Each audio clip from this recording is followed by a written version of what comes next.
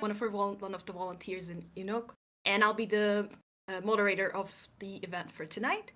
Tonight we'll have a conversation with our guest, game marketing consultant and strategist Chris Zukowski. And now I would like to leave the floor to the Chris, where he can introduce himself and we can start the event. Excellent. Hey, thank you so much for having me. Hello. Welcome. Let's see.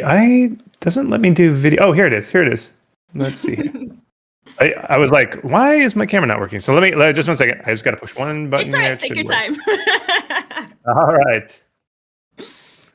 So it's OBS being mean. Let's see what we can do here. Let's see. Technical difficulties.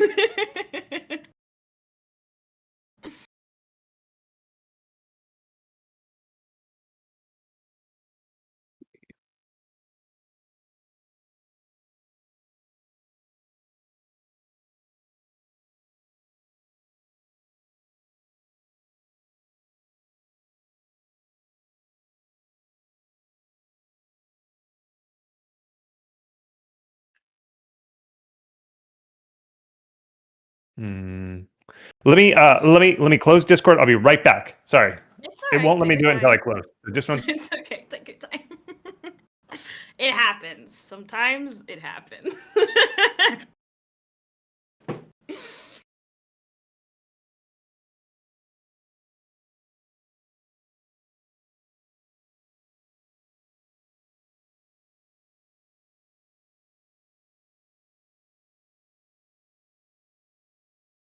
So, how are you guys doing?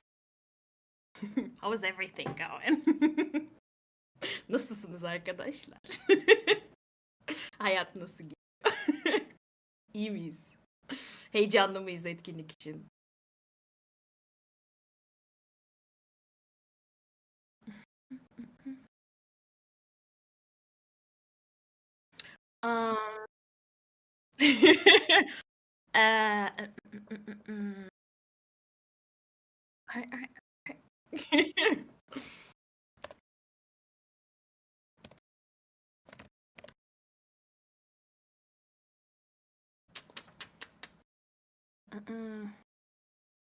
Teknik ekip birisi tekrar ekleyebilir miyiz buraya?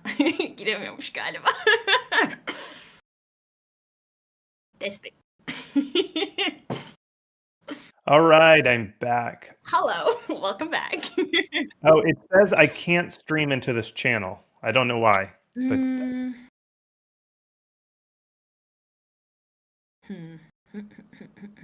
it just says cannot stream. My video works. Can we check the Maybe I don't have the permissions for it. Bir şeye bakabilir miyiz? Aynen. Teşekkürler. My friends will be checking it right now. Sorry for that. Okay. No worries. I can start answering questions now if you want. I mean, we can have a conversation, then have a Q&A, however. It's I'm following your lead, so tell me what you want. I'll be here. I'm ready. All right. Okay, I got it. The button turned on, so I'm ready. Hey, Yay! Nice to meet all of you.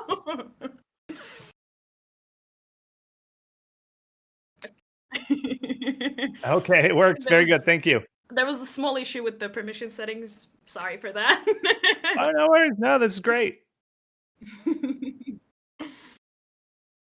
Okay. Can you stream? Is it?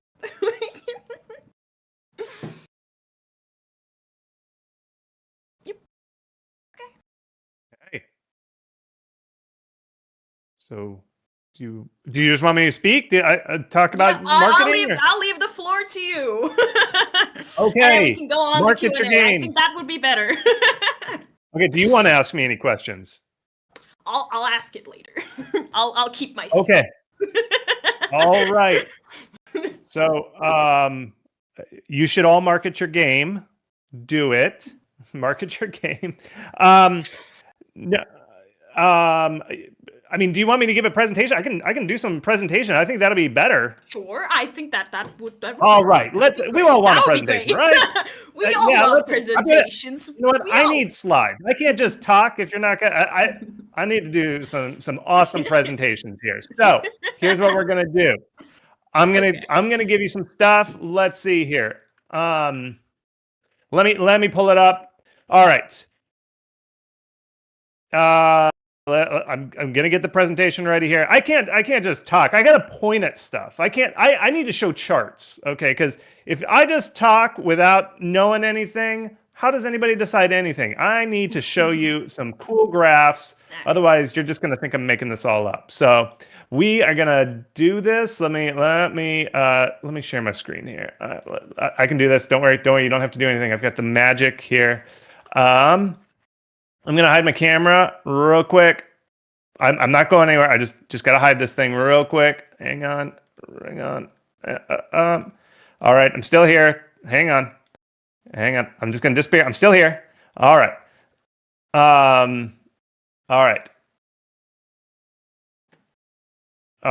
right. Just 1 second. Here we go. We're gonna do this. Boom, boom. Can you see that? Okay. No, you cannot. How about that? Right there. Right. Good? Perfect. All right. So here's the deal, guys. You need to get 7,000 wish lists. That's what you got to get. Go for it. The reason is you just need to get the algorithm starts kicking in at 7,000. When you get 30,000 to 50,000 wish lists, that's when the awesome stuff happens. Your better chance of success. It's not guaranteed. Nothing in this world is, but that's basically what it is. Okay. I get this a lot. People always ask me this. I tweet and I post every week to Reddit and I get 0 wish lists. Why? Why do I get 0 wish lists? How do I market my game when I have 0 following? What do I do? All right, here's the thing. Your game is basically like a spaceship or like a sea ship, and you're trying to get to 7,000 wish lists. That's the destination, right? Okay. And you think, tweet to get 7,000? I'm going to tell you, folks, you can't just post your way to 7,000. You can't grind it out that way, okay? Basically, we are indies. We are little tiny spaceships in the giant cosmos, okay? We don't have afterburners. You can't blast your way there. But what do they do in space? How do astronauts get these planets to orbit, or these satellites to orbit these planets and distant things?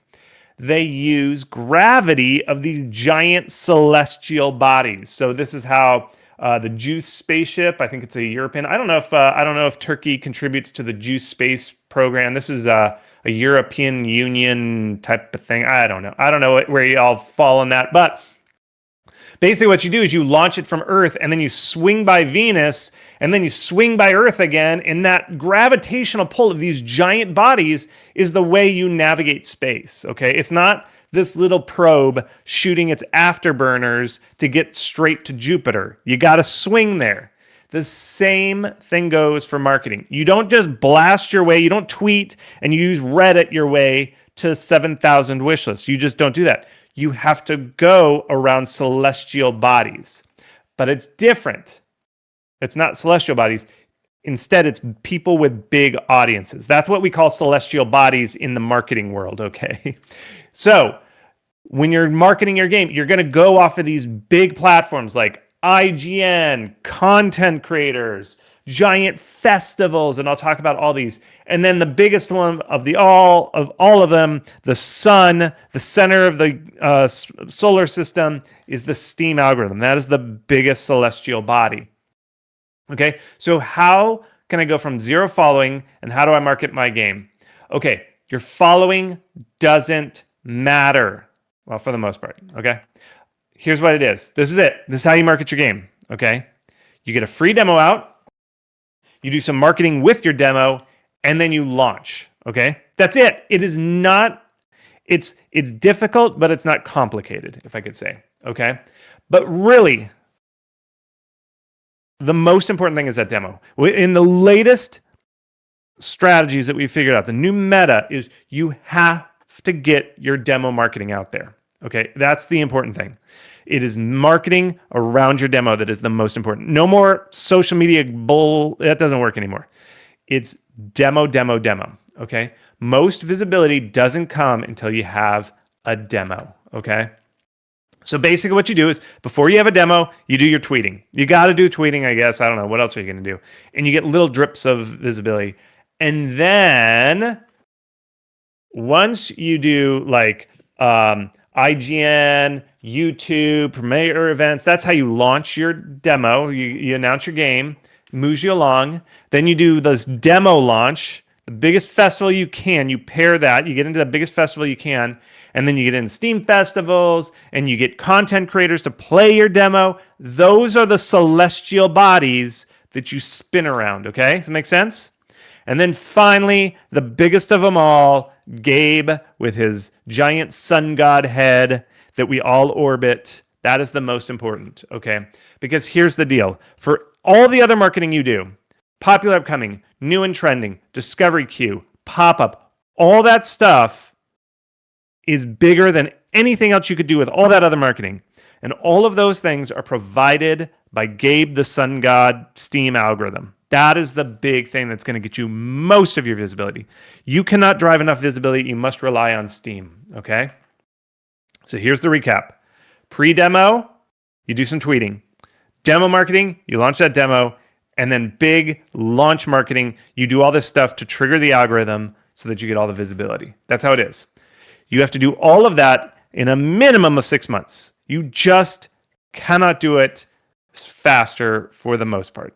I always say 6 months minimum. 6 months, okay? My advice is relax about social media. Social media doesn't really do much. It actually doesn't, even though everybody talks about social media. I don't know why people talk about social media. It doesn't work as well.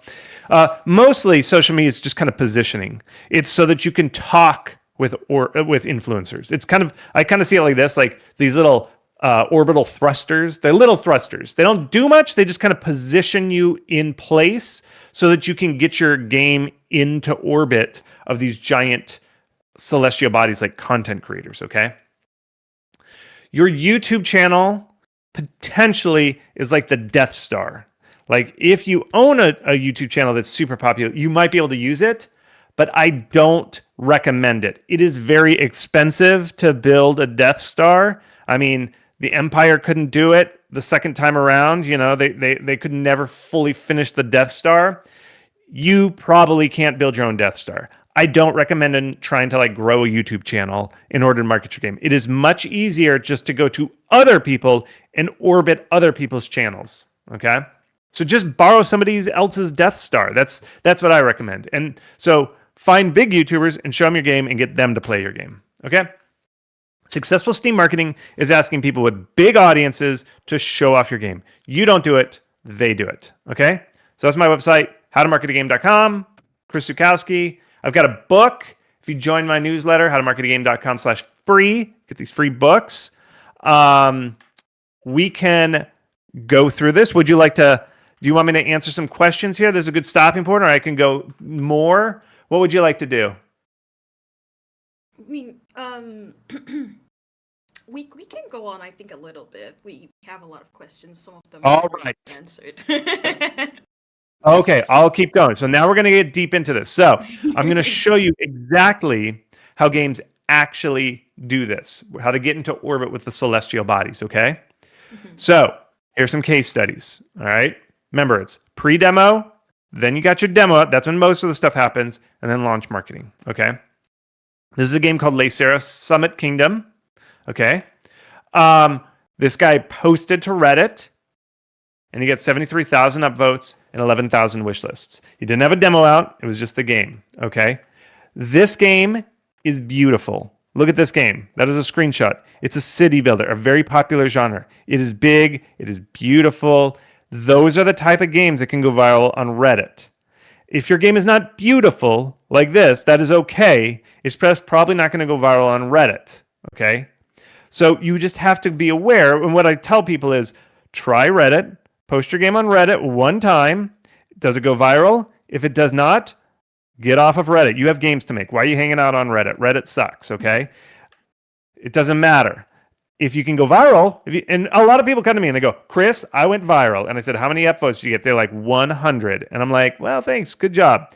What I consider viral is 73,000 upvotes. and 11,000 wish lists. Did your game get that? That's what I consider viral, okay? Another game that is beautiful, Tiny Glade. Look at this. This is a screenshot. You build castles. You build little walls and structures in a little glade called Tiny Glade. They just posted a tweet. It wasn't even in full color. It was black and white. It was showed them drawing a wall. They got 12,000 likes and 11,000 newsletter subscribers. This is a beautiful game, and it can go viral on social media. Is your game this beautiful? It probably won't go viral on social media. So what I recommend is you just test it. You just put the game out on social media, try it a couple times. Does it go viral? If it does, keep at it.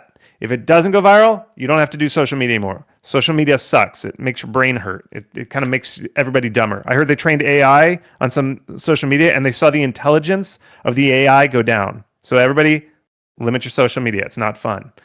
There's another game. It's called Snow Ultimate Freeriding. They just posted on PC Master Race, this subreddit. Did very well. Okay. It's a good one. It's good. Okay. Social media friendly games. These are the beautiful games that I talk about. They're like so beautiful. They do kind of have some boosters on their rocket. Most games have little tiny boosters like on the left, where it's on most games. They're not very powerful.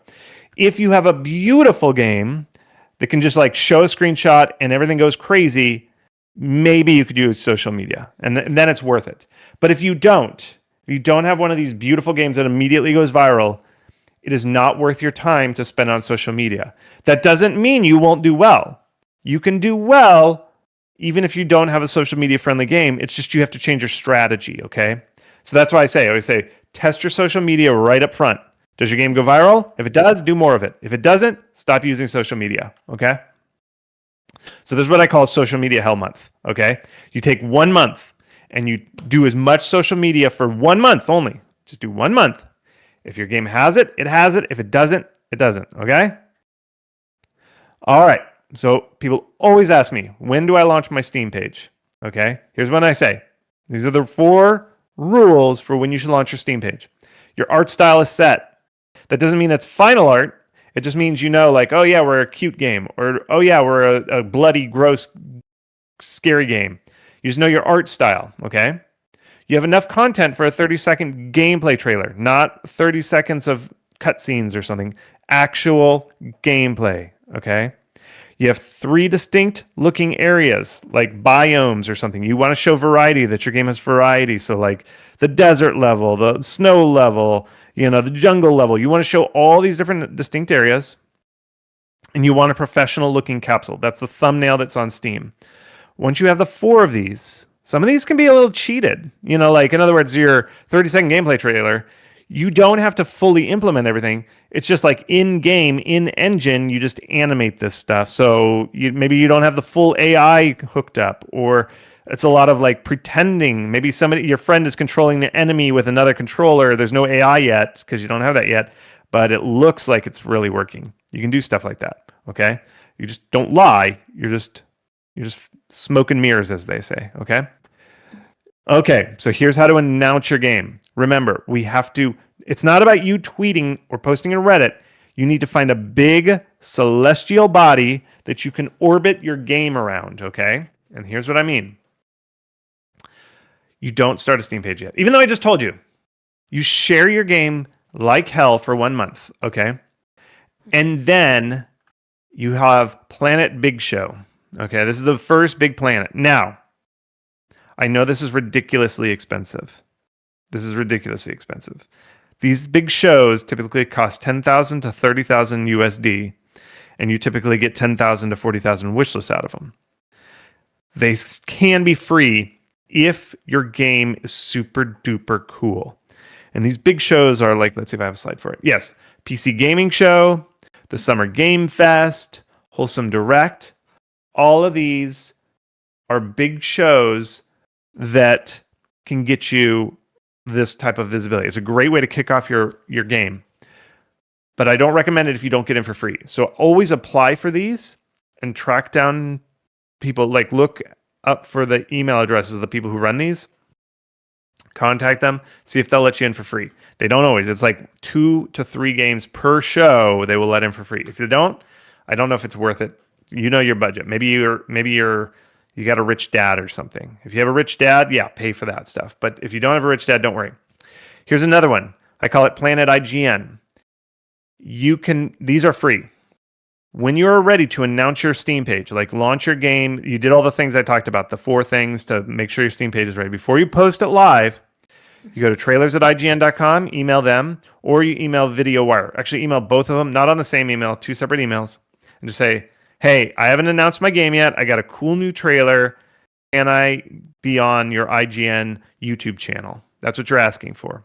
And if they like you, they will put you on their YouTube channel, and they have 19 million subscribers. This is a very good way to announce your game. You see how IGN has a big audience. They have 19 million subscribers.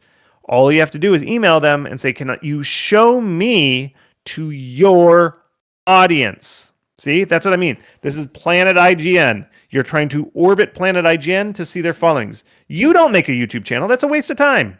You go to IGN and say, can I borrow your YouTube channel and can just post my game on your YouTube channel? Okay. Now, there is no guarantee that you're going to get in.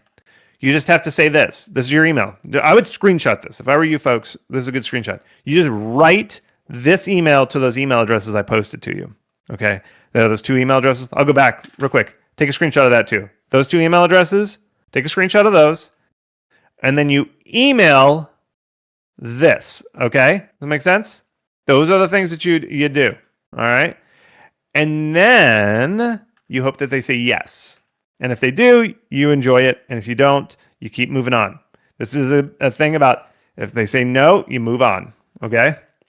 Another one. This is a case study. This is a game that did this. They orbited Planet Gamescom and IGN. Let me show you exactly what it is. This game's called We Harvest Shadows. Okay. They got 16,000 wish lists in 48 hours. All right. The first thing, they went to Jeff Keighley. They figured out Jeff Keighley's email address, and they emailed him and said, here's our game. It's called We Harvest Shadows, like this. Would you like the exclusive? Jeff Keighley said, yeah, that looks awesome. And so hosted their game on Gamescom opening night live. Okay. And then when Jeff Keighley said, yeah, you can be on our show, the developer went to IGN and said, would you like the exclusive trailer? And IGN said, yeah, can we get in? That's pretty cool, right? IGN is more likely to say, yeah, we'll host your trailer if you prove to them that you're cool. And Jeff Keighley is cool. So if you say, we got into Jeff Keighley's show, that tells IGN, whoa, if you got into Jeff Keighley's show, that means you're awesome. That means we should host you. Nobody knows anything, folks. It all comes down to if you prove that you're awesome, other people will think you're awesome. That's it. That's the name of the game. And then after IGN hosted his trailer, the developer behind We Harvest Shadows launched his demo. All those things hit at the exact same time. You see how it's a ship orbiting different planets? You see that? It's orbiting those planets. And then after it orbits them, you're going much faster. You don't do it. You don't tweet your way to victory. You must rely on other people like IGN or Jeff Keighley or the YouTube or the Steam algorithm. See that when you launch your demo, you can get front page featuring. That is the giant sun god of Gabe, and he just makes your game awesome. He puts it everywhere, and he only lets you on the front page because he got into IGN and you got into Gamescom. See, those IGN and Gamescom give you so much visibility. They give you so many wish lists in a short period of time. When you launch on Steam, Steam looks at those wish lists and it says, I'm going to move you to the front page because you got so many wish lists. That's the name of the game. Okay.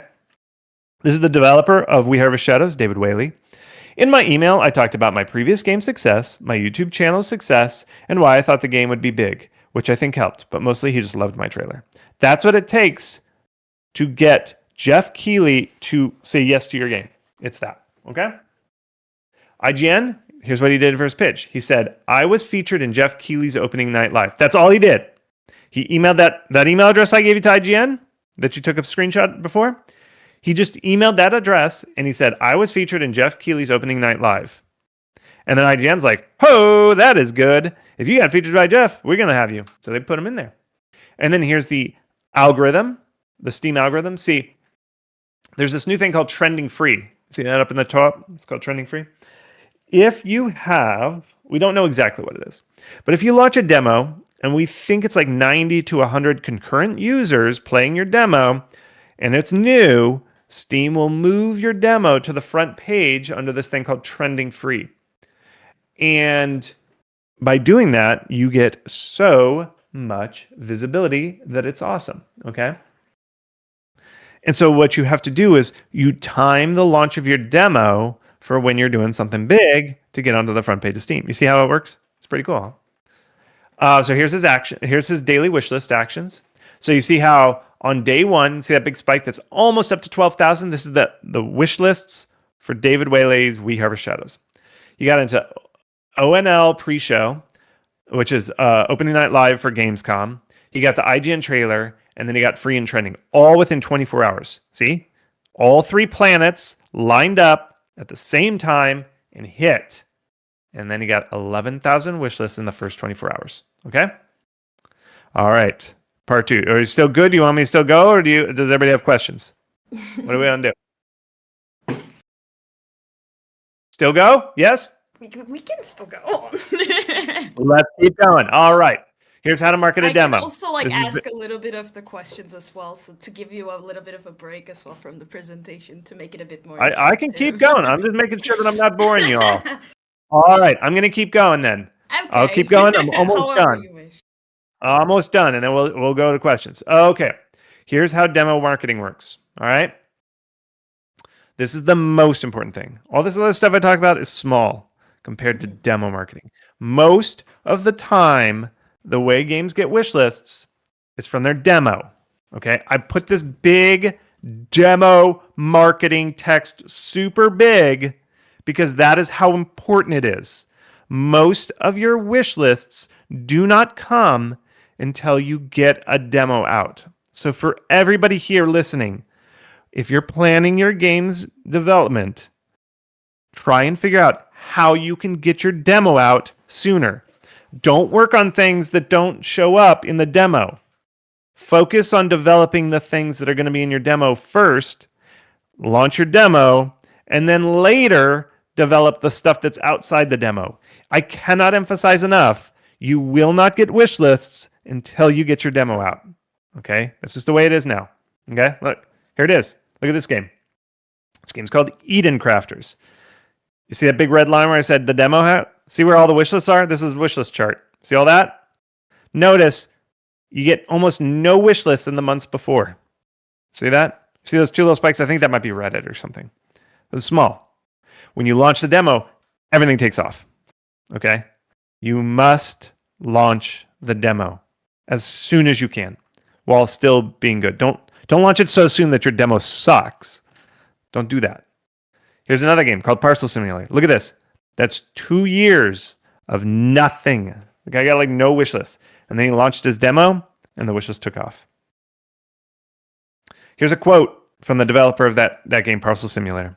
My Steam page had been live for 2 years and he got 7,000 wishes.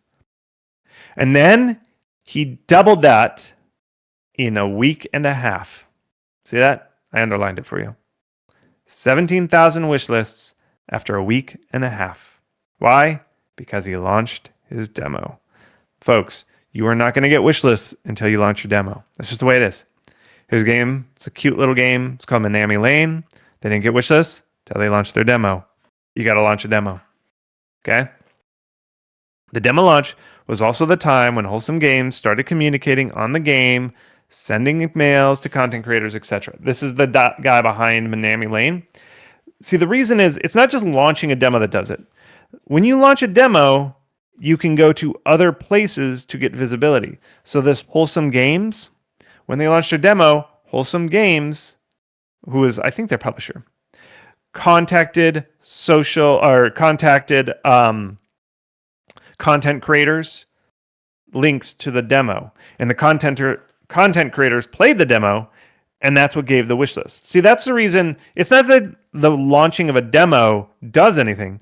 It's just that when you have a demo, then you can go to content creators, like YouTubers and stuff, and they can play your demo. And that is what gets you wish lists. A demo allows content creators and festivals, and that's what gives you wish lists. That's how it goes. That's it. Okay? I can't emphasize this. You get wish lists from the demo. That's the most important thing. Okay? Demos unlock content creators. There are all these planets that you can orbit, and they only come after you launch a demo. So, the way you do content creators is sometimes they will ask for money. Ignore them. If you say, hey, can you play my game? And they say, yeah, for $1,000. Ignore them. Okay? Just ignore them. The way you do it is you just email thousands of them. I'm literally talking like if you hire a professional to do this and they're good, they will contact 3,000 content creators. Your job, if your job is marketing, your job is just contacting as many content creators as humanly possible. That's it. And if they like you, they will play your game for free. If they ask for money, ignore them. Sometimes, after they ask for money and you just ignore them, they'll still play the game anyway. Okay? Do not pay for content creators. Not yet. Okay? I see this all the time. Typical professional campaign, they contact 300 to 1,000 content creators. And then they get played by like 10. Okay? Mm-hmm. You will be contacting hundreds of them and you'll get maybe like 3 or 4 videos. It's a numbers game. Okay? Here's what your email is. There's 3 parts to it. This is a good screenshot. If you want to take a screenshot, this is a good one. You just say this. Hi, you played such and such game, which is similar to yours. You will love my game because it's just like game X, but also, and then something unique about your game. Part 2 is here's a key. Don't say if you'd like a key, email me. Just give them the key. Okay? Part 3, you can find screenshots, thumbnails, and trailers here. Press kit. And you just link to the press kit. Your press kit. Sometimes with a key, you can give it, or if the demo is free and it's live, you can just link to your game and say the demo's on this webpage, and then they can just play the demo. That's it. That's how your email is. That's it. Don't do any longer than that, because if it's too long, they're going to go, ugh, this is too much content to read. It should be very short and to the point. Okay? The next best way to get wish lists are what these called online Steam festivals. Turn-based fest is just an example of one. So they run all the time. They're just constant. Okay? If you go to this website, howtomarketagame.com, that's my website, /festivals, it lists all the games, all the festivals you can apply your game to, okay? So go to that. Take a screenshot of that, go there, bookmark it, check it all the time, okay? I cannot emphasize this enough. People are waiting too long to release a demo. You need to work as fast as you can once you know what kind of game you're going to make to getting that demo out. The faster your demo's out, while still being quality, the longer you'll be earning wish lists. Okay? Here's another demo launch case study. It involved playtests and a demo. Playtests are like a demo, but they're beta format. I'll show you that in a second. It's called Nomad Idol. This game earned $300,000 after 2 months. They got 38,000 wish lists at launch. Okay? Here's how they did it. You'll notice you can do this thing on Steam called a playtest. I put in a line there for where the playtest starts. See how you could get lots of wish lists, not with a demo, but with a playtest. And he just took the exact same game, what he was going to call a demo, he just released a little bit early and called it a playtest. Steam has a feature on their front page called playtest, and it features that thing on your page. And he reached out to content creators and said, hey, I have a playtest. Do you want to play it? People did. People loved it. Got a lot of wish lists. And then he pulled the playtest. And he took that same code, patched the bugs, fixed the feedback, and then relaunched that as a demo and got another spike. See, you can do it as a playtest and a demo. Okay? Here's how to launch a demo, step by step. This is very important. Okay? Step 1 is you do a playtest. There's 3 ways to do it. You can upload 2 ways to do this. You upload it to itch.io for free. It's better if your game can be played in a browser. If it means you have to turn off some shaders to get it to play in the browser, using Unity's browser tools or whatnot, it's better. Because I found that 10 times as many people will play your demo if it's built into the browser than if you upload it via a build or something. Nobody wants to download some sketchy executable off of itch.io. They much rather play it off a web page, okay? So if you can, do web build of your game and upload it to itch. Then in Steamworks, at the same time, you go in, just Google it. It's called playtest feature, and you just turn on the playtest and you just put it on your front page, okay? And then you do the content creator outreach that I talked about. You reach out to as many content creators as you can using that email template I sent you. Basically, treat your playtest as a demo. And you can put up a playtest, take it down, fix it, put up a playtest, fix it, take it down. You could just keep doing playtests like this forever, as long as you want. You're just trying to make your game as good as possible, okay? And you repeat this, and you repeat this, and you repeat this. Remember, you're going to get wish lists every time you do this, because content creators will play it, they'll get you wish lists. That's good. You're trying to build up wish lists at this point, okay? Mm-hmm. Then, when you get a bunch of wish lists, don't ask me how many, like maybe 2,000, 3,000. It doesn't matter. As many as you can, while still making it worth it for your time, you transition to making a demo. When you think your playtest is really good, you then build it as a demo, and you do the demo launch. Now, what you do is you try and time your demo launch with one of these giant planets, okay? Like the PC Gaming Show. Because a lot of these shows, like this festivals, like PC Gaming Show, if you email them and say, hey, we're going to launch our demo. This is an exclusive. You got to say it like that. Exclusive. You will be the first people to announce our demo. And a lot of news outlets or festivals or content creators will do special things because you are the exclusive reveal of the demo, okay? Mm-hmm. So content creators are more likely to play your demo because they know, like, I will be the first to play the demo. So you try and you pitch a bunch of content creators, and whichever one is the biggest and says, yeah, I'll play your demo on my stream. You say, okay, you're the one, and you tell everybody else, all the other content creators you promised. You said, I'm sorry, I can't give you the demo. I promised the exclusive to Mr. Big Pants, whatever the content creator's name is. I bet there's a content creator called Mr. Big Pants or something. I don't know. But anyway, so then you launch your demo with whoever organizer, either content creator and or show like PC Gaming Show, exclusive demo reveal. You do that. And at the same time, you also push this new feature. There's a new Steam feature called email wishlisters. Everybody who wishlisted your email before, everybody who wishlisted your game before will get an email that says, hey, a game you wishlisted now has a demo, and people will go play it. And remember, it looks like this. In the Steam backend, it looks like this. You push this button.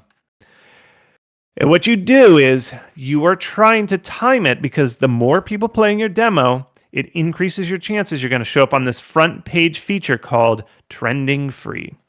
And so if you email the wishlisters, you get a content creator to play it, and you get into a big show like IGN, their monthly show, their seasonal shows, or PC Gamer, you get one of those big shows, that's enough velocity it gives you to get onto this Trending Free. That's what it takes, okay? Now, you can only do this one time.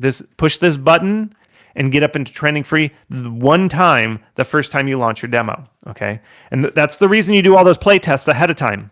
You do all those play tests, all that stuff, so that you get lots of wish lists, and you make sure your code is perfect, because you want to get all the bugs out. If you have a major bug and you launch your demo and people are like, ugh, there's too many bugs, you won't end up on this list because people won't wish list it, they won't play it, it'll crash, whatever. So you got to make sure your demo is perfect before you do this, okay?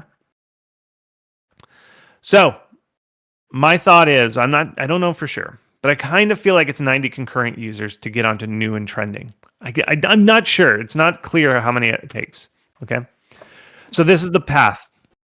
This is what it looks like. You Steam page launch, you do a lot of stuff for a long time, then you do the play test as much as you want, as much as you can handle until your demo is perfect. Then you do your demo launch with the email wishlisters, PC Gaming Show, content creators. Hopefully you get onto Trending Free, and now your demo is live. And just keep it live, and you just reach out to streamers like content creators, and you enter into festivals over and over and over and over and over until you want to die. That's what you do. Over and over and over and over and over. Okay? That makes sense?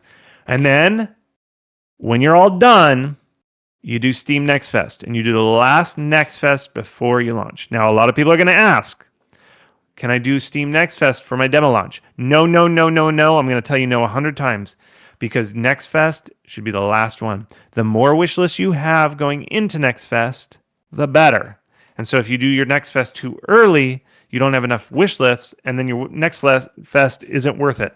You want to do the last Next Fest before you launch. And that's why you do all these streamers and festivals and streamers and festivals, because they build up your wish lists for you.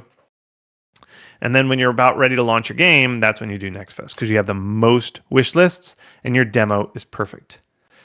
Okay? Here it is. Planet Steam Next Fest. This is a big planet. You want to orbit it with as many wish lists as you can gather. Okay? Don't do Steam Next Fest to get momentum. That is wrong. People try that all the time and it never works. Okay? There's the analysis. If you had 1,000 wish lists before Next Fest, the typical game earned 4,000 wish lists. If you did 10,000 if you had 10,000 wish lists before Next Fest, you earned 10,000. If you had 100,000 before Next Fest, you got 45,000. You see how you get more wish lists with the more wish lists you had before. Okay? Mm-hmm. Again, I just want to emphasize, people get this wrong all the time. Do the last Next Fest before you launch.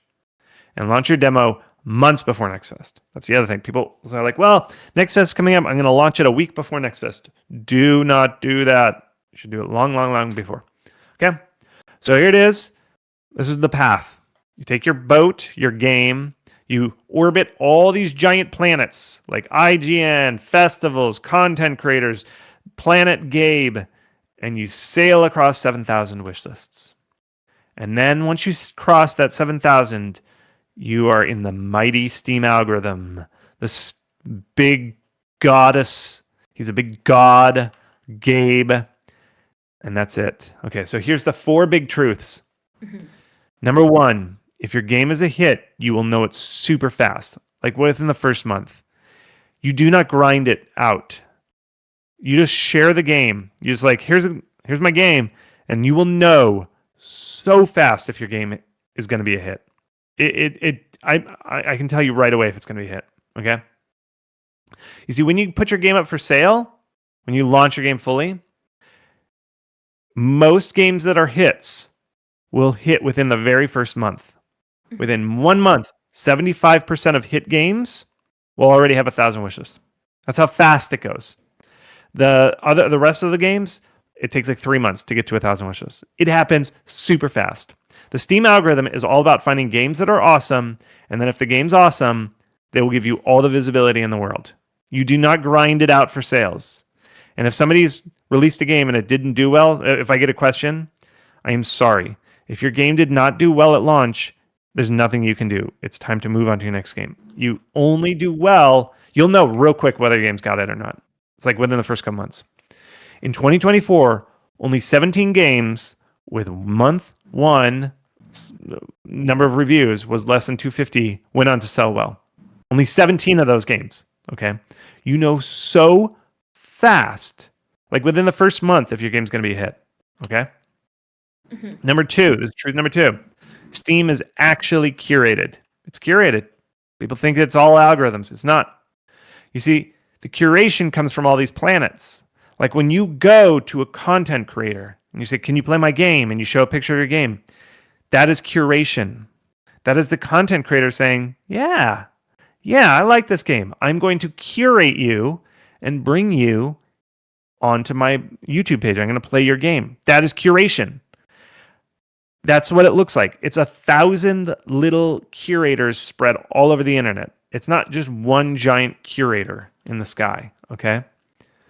So it's you take your boat and you go to the influencers who are the curators, and the curators show your game to fans, and the algorithm shows your game to fans. You, as a creator, as a marketer, do not show your game to fans. This is the ironic part. You don't show it directly to fans. There's not enough fans out there to listen to you. They don't care about you. But if you get your content creators and Steam to show it to your fans, that's how it works. So you're marketing to content creators market to your fans. You market to the Steam algorithm, the Steam algorithm markets to fans, okay? That's a very important thing. You do not market to fans. You market to creators, to curators who market to fans. This took me a very long time to figure out, but I'm telling it to you right now.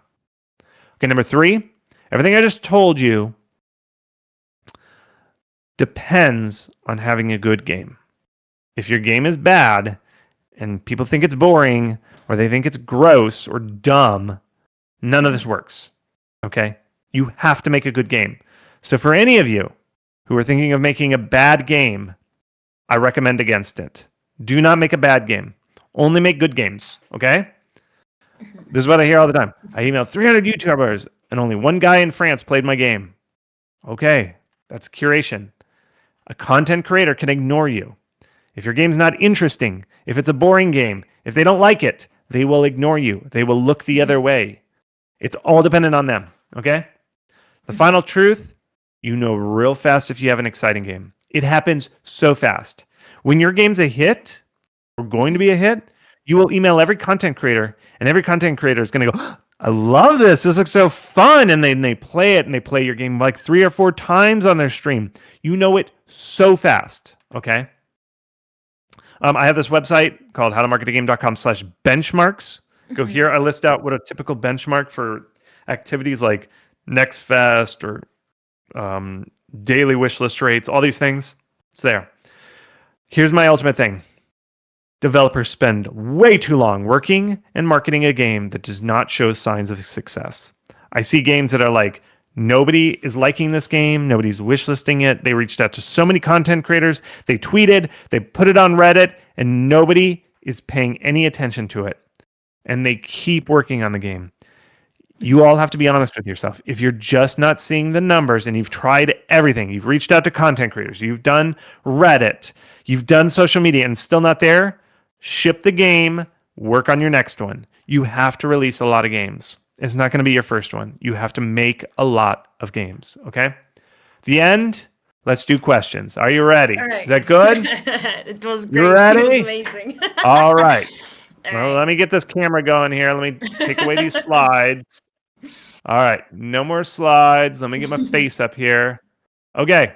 All right. Hello, Well, firstly, thank you for Turkey. the presentation. It was amazing. Thank Sure you thing. for the I'm happy to information. answer your questions. Okay. We gather around some questions from our community, basically, and I'll be asking it one by one. So the first one Perfect. is from Melike, and the question is, what kind of impact has AI on the game marketing? I don't know. No, no. Okay, next question. I don't know AI. Sorry. It's all right. The next question, it was from me. I wanted to know, what should we follow to stay up to date with the marketing trends in the game industry, basically? Follow this website called howtomarketagame.com/free. I read all the time about the trends. I'm serious. That's what I do. The other thing you should do is you all should go on Steam and every day look at the popular upcoming tab and the new and trending tab. You should see the types of games that are doing well and just every day do it because you have to kind of get used to what it looks like. I see too many indie devs. They're making games that nobody wants anymore. They're old games that nobody wants. So you should be current with what games are being played.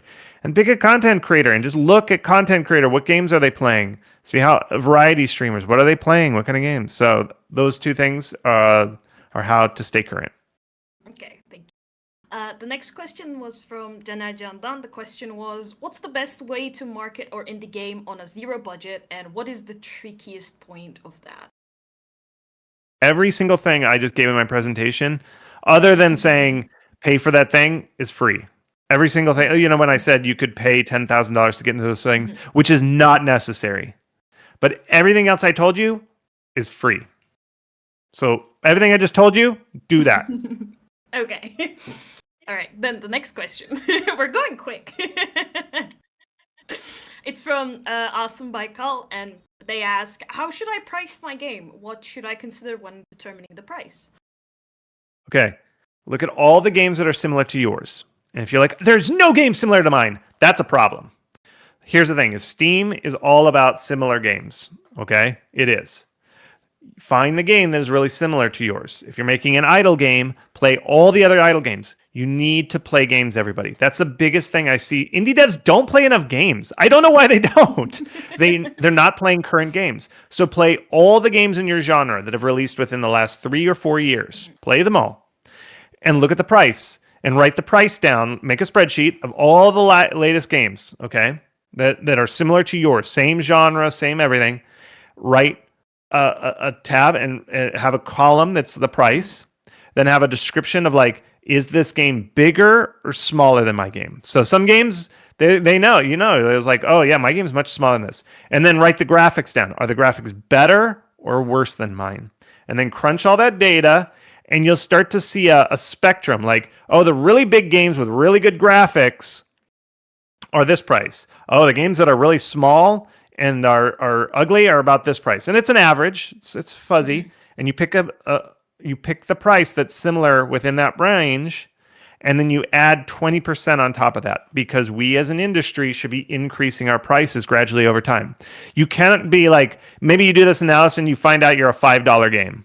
You cannot go and say, well, I'm going to charge $20 because people will hate you. They will.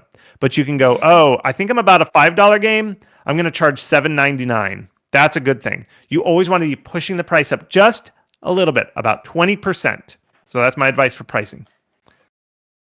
All right. The next question is again from Melike. It is, to what extent does the marketing planning change depending on our game genre? What should we consider when choosing advertising channels based on the genre? The main thing about the genre that changes is just what content creators play your game. So there's a tool called I always forget the name of it. It's a very generic game tool. I forget what it's called. I'm sorry, but you could just search YouTube. Just search YouTube for content creators playing games that are similar to yours, and that's who you reach out to. It really isn't that different. If you're making a wholesome game, follow Wholesome Games, that organization. That changes. But for the most part, it's not that different. It's just which content creators you reach out to and what festivals you apply to. That's the only difference. Everything else is pretty much the same. Okay, thank you for that. The next question is from Ahmet Refik Şener, and they ask, nowadays almost every mobile game ad shows content that has little to no connection with the actual game. Why does this absurdity work? Okay, I'm not a social media. I mean, I don't do mobile. I don't understand mobile. I just do Steam PC. But what they're doing, I do know what's going on here. So the type of game that does well on mobile is free to play, and they're very deep games. And there are a lot of like menus and puzzle, like match 3, stuff like that. They don't actually show that well. If you showed somebody a match 3, they're like, it's not that interesting. But the games that they show in those ads, like that guy that's running down and he's shooting a gun and there's like 4 zombies and he shoots 4 and then he gets like another dude and that's 3 guys. I know that. You know that ad. Yeah. That's a very fun looking game. Like you watch it and you go, oh, that looks fun. And then you click it and then it goes to that match 3 game. And it was like, well, why don't they just make the game with the gun, the guy running the gun? Well, those games with the gun guy and he's running and stuff like that, those games actually don't work well on mobile. They're fun to look at, but they're not fun to play, or you can't monetize it very well. Like maybe you play that game and you're like, oh, that's it. You know that one, there's also that one where there's those pins and you pull it and like lava comes down. Yeah. Those games actually don't do well on mobile because it's very hard to make puzzles. Those puzzles are actually pretty easy to make. Pretty easy to beat, and they're very tricky to make. And so the economics of making a game of endless content, like, because you need hours and hours and hours and hours and hours of puzzles for people to monetize those type of games, to make it worth those players. So you've got this conundrum where the games that monetize well and play for hours and hours and hours don't look very fun to advertise to. Nobody like immediately does it, but they look to play them. This is kind of, and I'll circle back to this. So they're fun. I'll circle back to how this matters with Steam. So the games that monetize well don't look very fun, but they're fun to play. But the games that ads do well on they look good, but they don't play very long. People play it and they're like, oh, that was fun, I'm done. and they throw the game away. They're like, that was fun for 1 hour. I'm done with that 1 hour game. I never need to play this game again. And so what ad companies have figured out is if they just pair the two, people click the ad and they're like, wait a minute, this isn't the ad that I saw. Oh, well, it still looks fun enough. And they click it and they install that boring game that doesn't look very good, but it's fun to play. Now, what I mean by this is why social media sucks, okay? When you see a game on social media that looks cool, like now I'm moving into the world of PC. A lot of games that look cool. You're like, whoa, this game's beautiful. Oh, it looks so funny. Or that's so cute. So many people on social media will retweet, like, look at how cute this game is. This looks so funny. Ha, ha, ha. And they retweet it and share it everywhere. And everybody's like, oh, that's so funny. Everybody does that. And then they're like, do you want to play it? And they're like, no, I just like to share the pretty pictures. You don't want to play my game? No, I just like sharing pretty pictures. See, social media, people like to click and share pretty pictures, but they don't like to play it. And it's just like the mobile ads. So that's why social media sucks and why demos are awesome, because demos are true advertising, because you see a demo, you play the demo, and you're like, this is fun. And then it goes up. That's why I love demos and why social media sucks. So I hope that answered your question. That one was a long one. It was. But a very good question. We got a long one. Next one is from Khan Chakar, and they ask, what are the advantages and disadvantages of localization?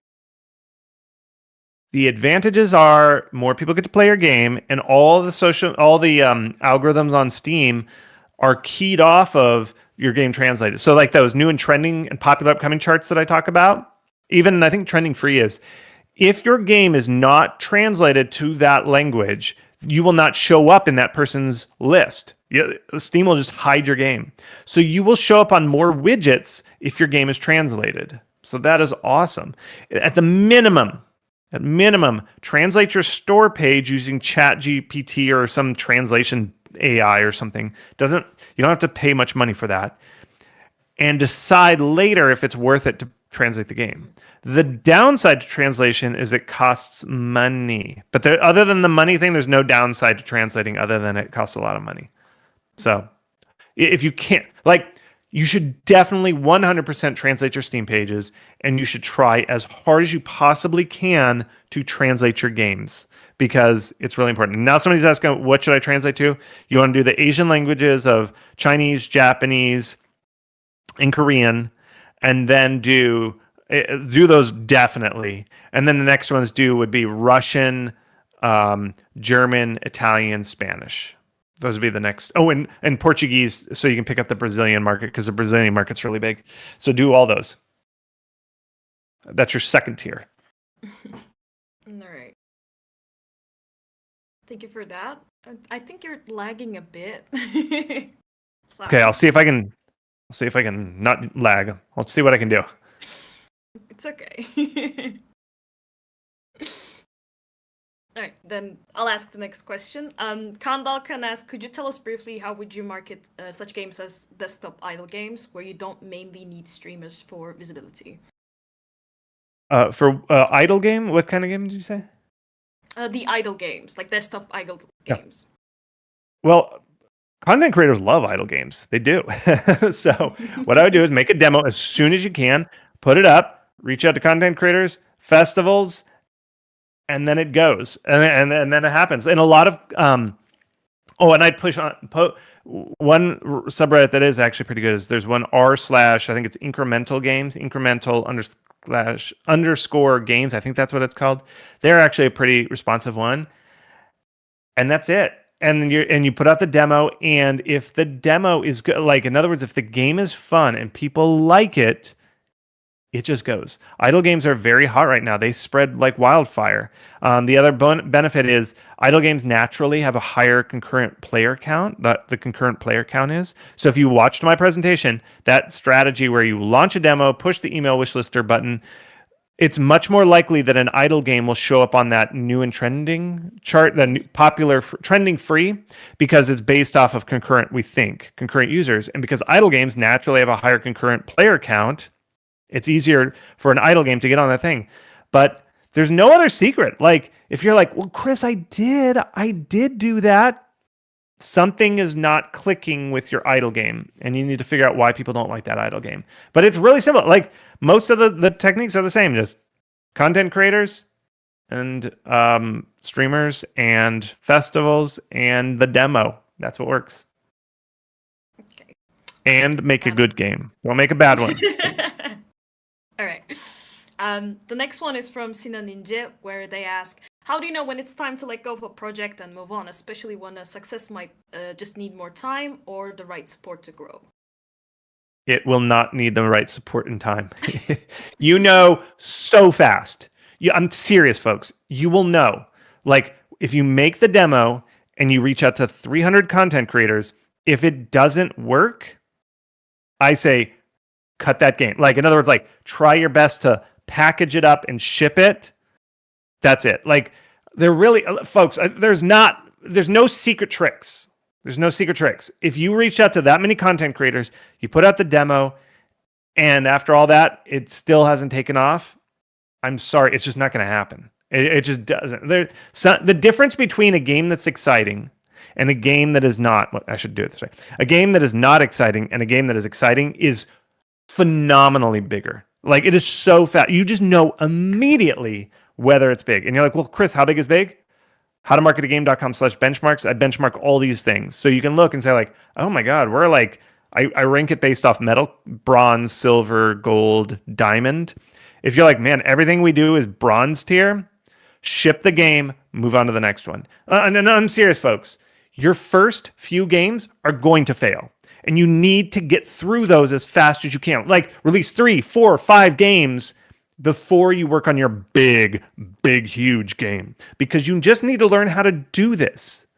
Even everybody thinks they know how to make a game. You don't. Not until you release like 4 or 5 games do you really learn this. So you got to get through your first 3 to 5 games as fast as you can. And then you'll have a game that maybe takes off. But it really, you got to release a lot of games, folks. Don't think, this is my dream game. I'm going to work 4 years on this thing. Do not do that. All right, next question. Okay. Oljankaya asks, why 7,000 wish lists specifically? 7,000 wish lists is what we found correlates. It's somewhere between 5 and 7,000. When you launch your game, well, a week before you launch, there's this widget called Popular Upcoming on the front page of Steam. If you go to Steam right now, you'll see it. Just scroll down a little bit. There's a thing called Popular Upcoming. It takes about 7,000 wish lists, and then a week before, you're kind of eligible. Now, it depends on how many other games are launching at the same time as yours, but you're going to be thrown onto this list if you have 7,000 wish lists. And then you show up on this chart. Now, showing up on that chart does not guarantee your game's going to be a hit. It's the minimum amount of visibility that Steam gives away for the cost of making a game. Okay? If you do not hit 7,000 wish lists, Valve's like, we're not going to show this game. It's not worth our time. Okay? So I always tell devs, try your hardest to get to 7,000, because if you don't get on that Popular Upcoming, it's very, very, very, very, very hard to proceed based on that. I consider it like the first rung of the ladder. The first step in a giant staircase is that 7,000 wish list Popular Upcoming. And a lot of people say, you'll always see these journalists like, there's 18,000 games on Steam. Well, you know what? I think I did the calculation. I think it's like 14,000 of those games that release every year do not get that 7,000. And that's the slop. That's the junk at the bottom of the thing. And that's why Steam has to put a ladder.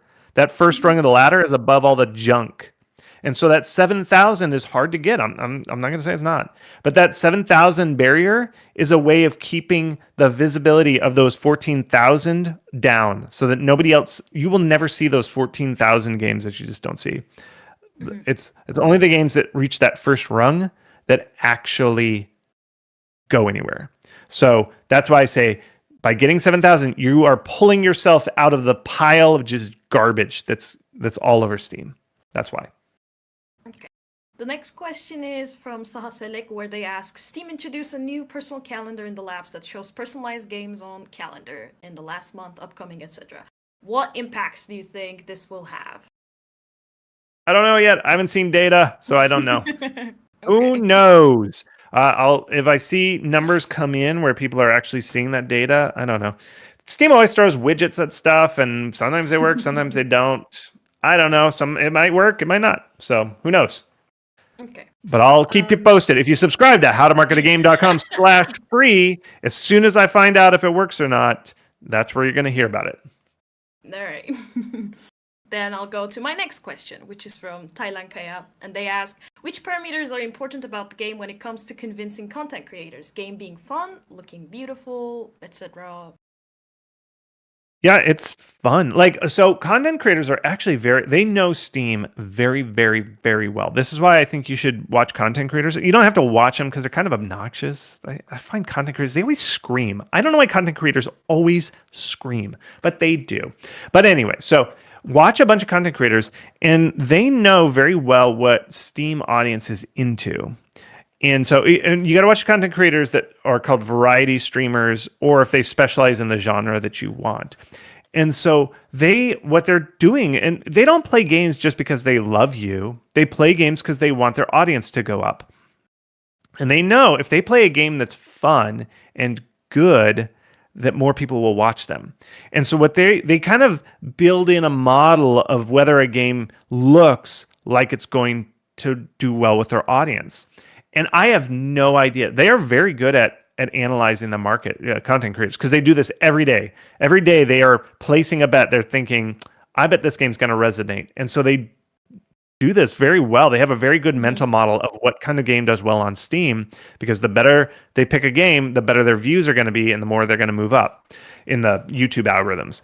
So I don't know. They know. They'll just look at your game and they look real fast. And this is why a lot of people will say, Chris, I reached out to 300 content creators and I think my email was going to spam.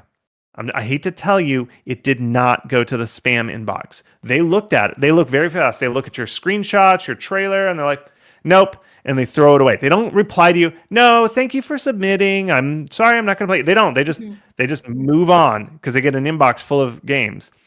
And so they looked at it and they're like, maybe they played a game similar to yours a month ago and it did terrible views. And so they're like, nope, these type of games do terrible. Nope. This is why puzzle games don't work on Steam. A lot of people make puzzle games. Please don't make puzzle games, folks. I hate it. I know I sound like a bad guy, but content creators just don't play puzzle games. They look at them, they're like, oh, it looks like a math test. Yuck. Like, who wants to do math on stream?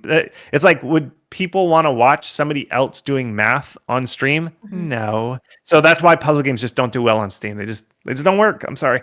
So you just got to look. And this is why it's good just to be current with what kind of games are doing well on Steam, because those are the type of games that content creators want to play. It's very, very closely aligned. Content creators and what does well on Steam are very close, very well. Okay, thank you for that. And I think our last question will be from Yunus Emre Damgaç, and they ask, are games which are more forced on rich storytelling at a disadvantage in the marketing, no matter how genius a plot or a concept it may have? A little bit. I mean, there are people who like visual novels. I don't know what narrative you're talking about.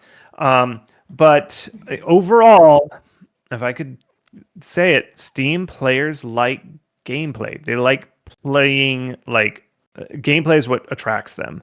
Deep story, not as much. Like, they'll like a game if it's got some lore and some backstory. They like that.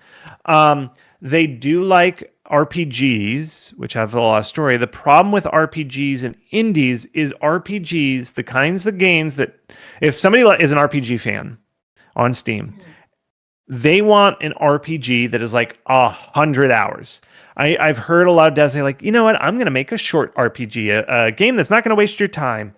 Players will hate that. They expect an RPG to be very, very, very, very, very, very long, have tons of branching paths, tons of characters. I can play any character, I can go into any guild, and I can do anything. And so the expectations of an RPG market is very high, which means you as developers need to make so much content, which is very expensive, and you will not be able to produce enough content to satisfy them. And this is a hard reality. It's like, yes, RPGs are popular, but they're so hard to make that indies cannot make them. If they make a small RPG, the market's going to go, nope, wrong, and you will not sell well. Visual novels work, but it has to be a very special visual novel. I found I've studied what type of visual novels do well, or narrative kind of puzzly games are. One is detective stories. That's the smallest of the ones that work. And that could be like a cyberpunk detective noir type of story, or like a Phoenix Wright judging, that kind of narrative. Two is a romance, like pure romance, like, oh my gosh, there's 4 boys I want to date. Am I going to date the right one? And that's the thing. It's pure dating. It's not ironic dating. It is pure, like, this boy is cute. I want to date him. That kind of thing. The next one, that's number 2. And number 3 is kind of like a horror, spooky narrative. Usually has some dating in it. Like, am I going to date this demon or am I going to date this werewolf?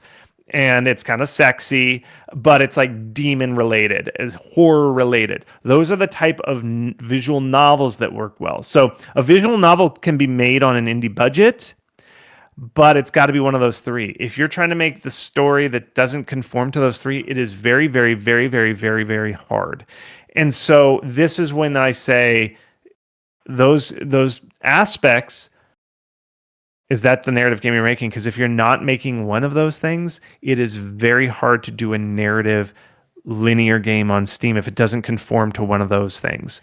And so now you're like, what do I do? I want to tell that story. Here's what I'd recommend. Like, if you want to tell the story about loss or something like that, make a horror game. Horror games do great, and you can tuck your message in a package that looks like a horror game, but you tell an amazing story. You get your thing. You just have to adapt it. And Martin Scorsese, you're a narrative person. I don't know if you like film. I love film. There's this guy, Martin Scorsese. He directed a lot of films. Really good guy. He called it packaging, hiding the package. And he would talk about filmmakers who would make, very popular films. On the surface, they were very popular. They're in the right genre of film back in the day. But he would have what the director really wanted to tell. The story the director really wanted to tell was a package that he hid in the film. So people are thinking, I'm just going to go watch a little romance movie. I love romance movies. And by the end of it, they're like, oh my God, this is a deeper story than I thought. It was a hidden package. And so that's my recommendation for you if you're like, I want to tell a narrative. Well, go pick an idle game, which are super popular right now, or a horror game, and tuck your narrative that you want as a hidden package inside of this. Some people are like, yeah, it's a horror game. And it's a horror game. Like, it's a horror game. But then when you look at the walls or you open up a journal in the horror game, you're like, oh my God, there's something deeper here. And that's your narrative. So you need to think of these narrative games as tucking a package, just like filmmakers do. Game makers have to learn this. This is a very important skill. You can't just make immediately what you want to do. And I'm being honest, folks. This is my true belief here. You can't just make what you want. I know, unless you have a rich dad. If you have a rich dad, who cares? Make whatever you want. But if you don't have a rich dad, what you got to do is you got to say, like, okay, the market likes this. How can I make this game, but tuck my message in there? Tuck a package, sneak it in so that people will digest that message secretly. So that's your mission, okay? I wish you the best, but narrative games just are a very hard sell unless they're those very specific genres I was talking about. All right, more questions, or are we done? I can stick around. Like, I'm here for you all. Don't quit because of me. That's it. I just got to make sure that I'm not missing a meeting. Yeah.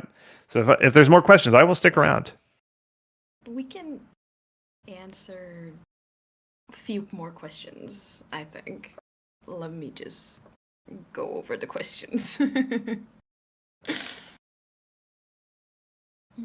I need 1 second. Okay, no worries. It's good to see you all. Like, see a lot of cartoon faces. I see a mushroom. Cool. I don't know. I see one person who looks like their actual face. It's good to see you all. Either that, or are you all just a bunch of cartoons? Am I talking to cartoons here? I don't know. I see Mr. Happy. That's one of my favorite children's books. Mr. Happy. Hello, Mr. Happy. Okay, we have a question from Consumer Kukçoğlu, which they ask, as a new indie studio, what are the optimal posting intervals across the platforms? Steam, New Post, TikTok, Rails, Shorts, YouTube videos, Twitter, Xbox, to maximize visibility and wishlist momentum? Well, when you're first trying that hell month, if you follow my advice, post every single day for 1 month. Find out, do I go viral? Does my game go viral? Do I get 1,000 wish lists when I post my stuff? If you did a month and you posted every single day and nothing worked, cut social media. Social media just doesn't work. No social media. I would post once a week. If social media doesn't work for you, post once a week that's basically like still alive. I'm still making this game. And don't worry about going viral. Spend 1 minute on it. Just post, here's a picture of what I worked on this week. I'm still alive. That's it.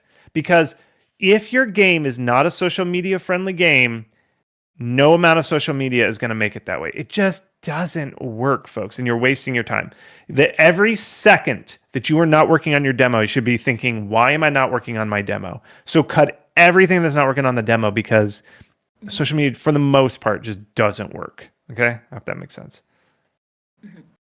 Thank you for that. Another question is from Göktürk, where they ask, we're planning to release a new game every 4 to 5 months as a long-term strategy. Currently working on a coup bar sim. Since our development cycles are short, do you still recommend releasing a demo, or would a lighter alternative like a short vertical slice or weekend playtest make more sense?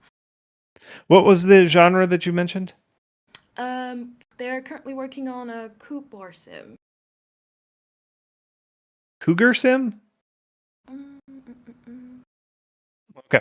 Well, sim is pretty good, and that's I just wrote an article, and I'm going to write a follow-on about the genres that are doing well with small games, and it's mostly idle games, friend slop, simulator games. That's why I was wondering what kind of simulator you have, horror games, and then some variations within horror.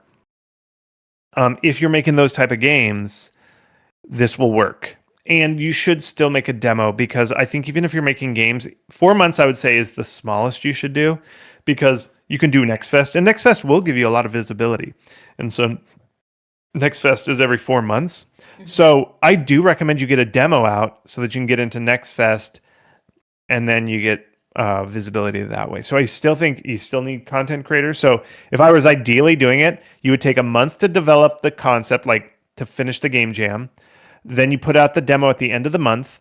Then for the next 2 months, you're just doing content creators and sending them your demo while you're adding more content outside the demo. And then the 4th month is Next Fest and more content creators and more content. And then the 5th month, you start on your next game. So I know that's a very simplistic way of looking at production, but I would still get like a demo out the first month, and then the rest of your time is just adding content beyond the demo. And all during that time, you're just reaching out to content creators all the time.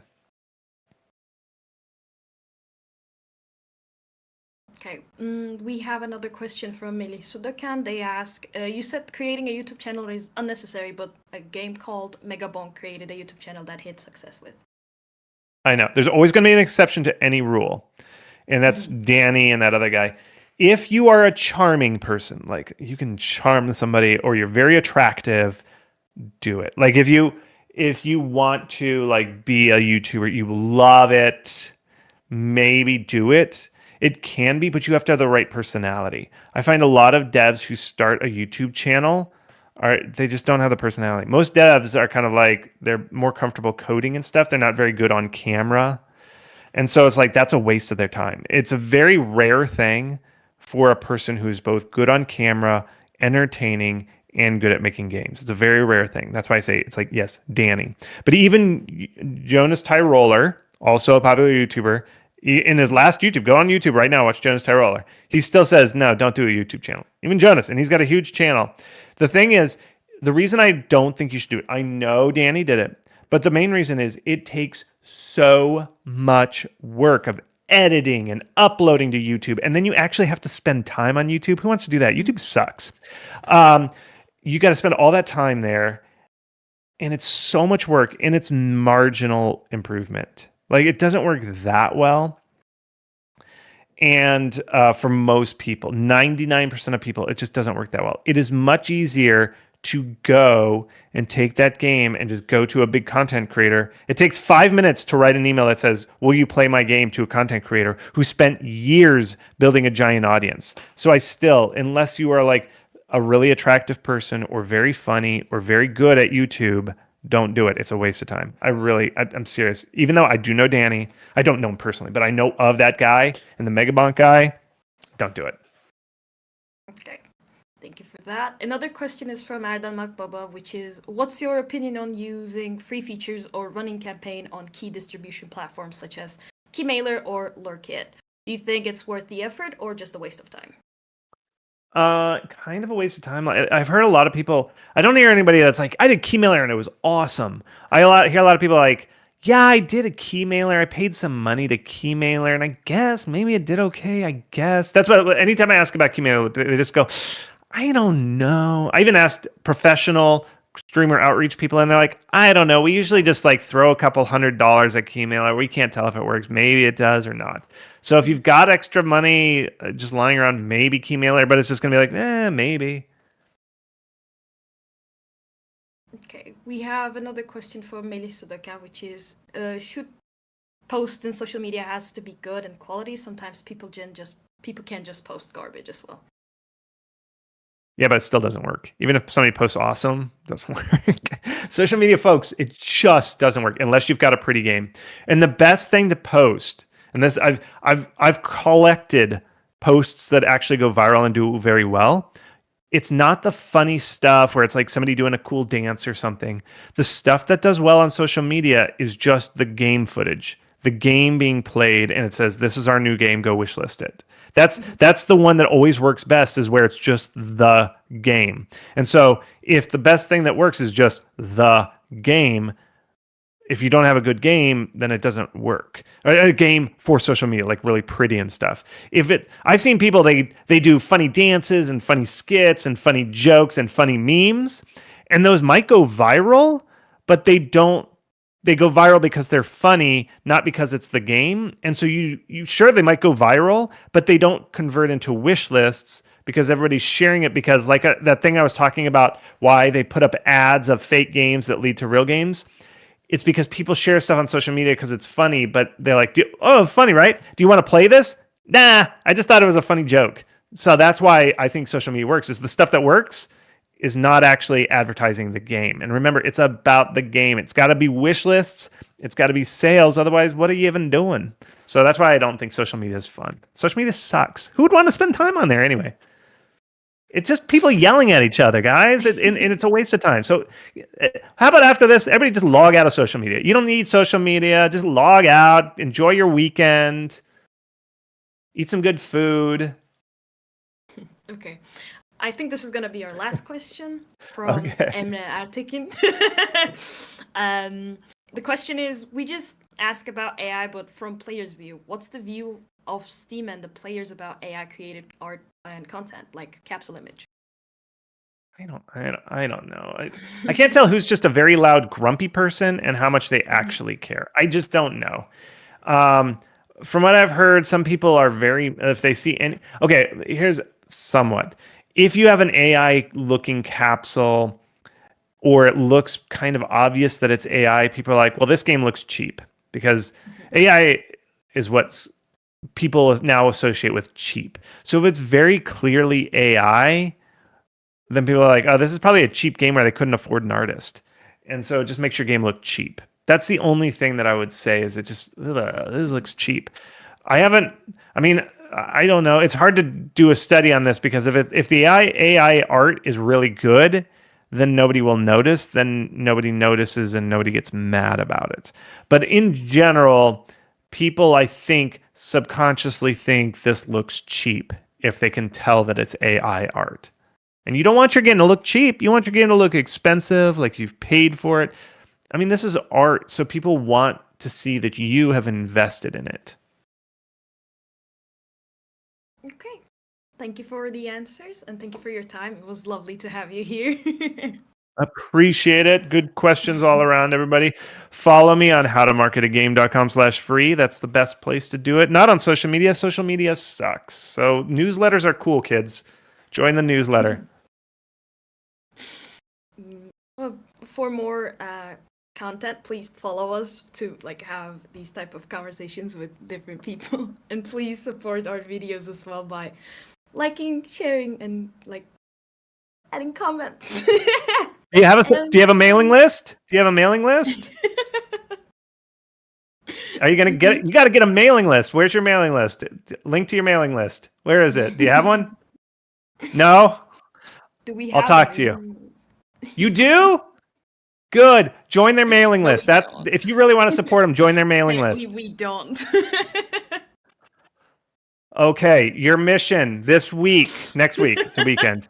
Get a mailing list. Social media sucks, everybody. It sucks. YouTube sucks. Get on a mailing list. Get a mailing list and do it. Join their mailing list. The second they have a mailing list, join it. Okay. Good. All right. All right. I think that will be all, and we're gonna end it here. Thank you for joining, everyone. Thank you so much for having me. It was lovely to have you. Okay. Bye. Take care, everyone. Bye-bye.